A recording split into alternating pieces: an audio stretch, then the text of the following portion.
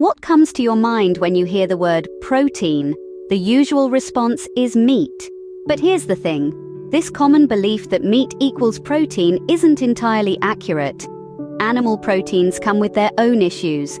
For instance, they can carry harmful bacteria, making raw consumption risky.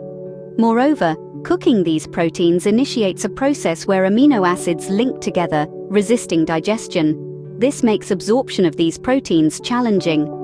Unfortunately, this means you're not getting all the proteins you need, and your body is left dealing with waste. Now let's consider the alternative: vegetable proteins. These are a game changer.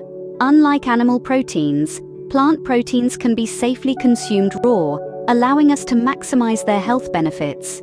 The majority of fruits and vegetables, when eaten raw, provide us with a full spectrum of their nutrients, including essential amino acids. There are some exceptions, such as lima beans and soybeans, which contain natural toxins that require neutralizing through cooking.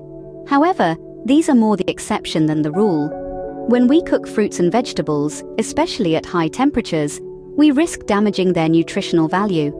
If you feel the need to cook your veggies, consider steaming, lightly boiling, or grilling them to minimize nutrient loss. But remember, the rawer, the better. Consuming raw fruits and vegetables ensures that you're getting the full benefit of their amino acids, the building blocks of protein. So next time you reach for a snack, why not make it a fresh, crisp apple or a handful of crunchy carrots? Remember, raw fruits and vegetables give you the full benefit of their amino acids. It's not just proteins that suffer when exposed to heat. Vitamins do too. Let's take a closer look.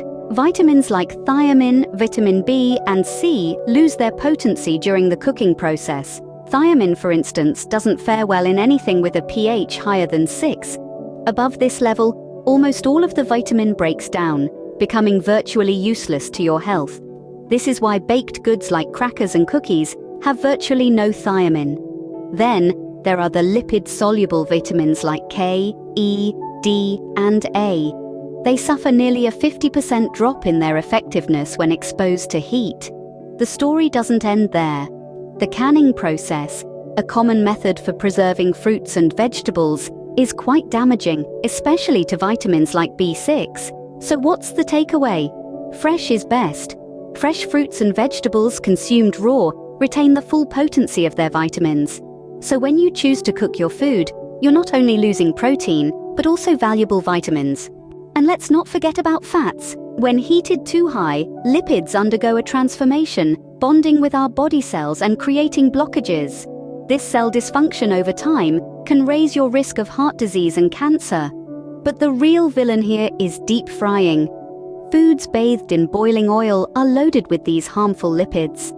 It's no surprise then that heart disease and cancer are so prevalent, especially in places where deep-fried delicacies are a staple.